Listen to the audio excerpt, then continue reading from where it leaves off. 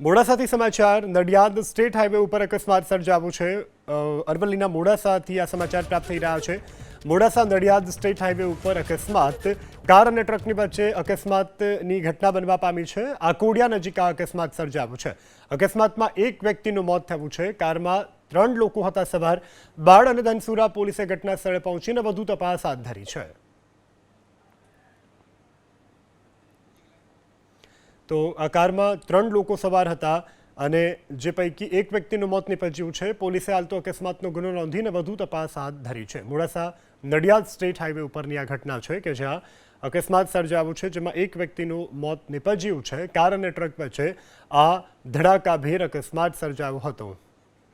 તો આ કારમાં 3 લોકો સવાર હતા અને જે પૈકી એક વ્યક્તિનું મોત નિપજ્યું છે। પોલીસે હાલ તો અકસ્માતનો ગુનો નોંધીને વધુ તપાસ હાથ ધરી છે। મોડાસા નડિયાદ સ્ટેટ હાઈવે ઉપરની આ ઘટના છે કે જ્યાં અકસ્માત સર્જાયો છે, જેમાં એક વ્યક્તિનું મોત નિપજ્યું છે। કાર અને ટ્રક વચ્ચે આ ધડાકાભેર અકસ્માત સર્જાયો હતો।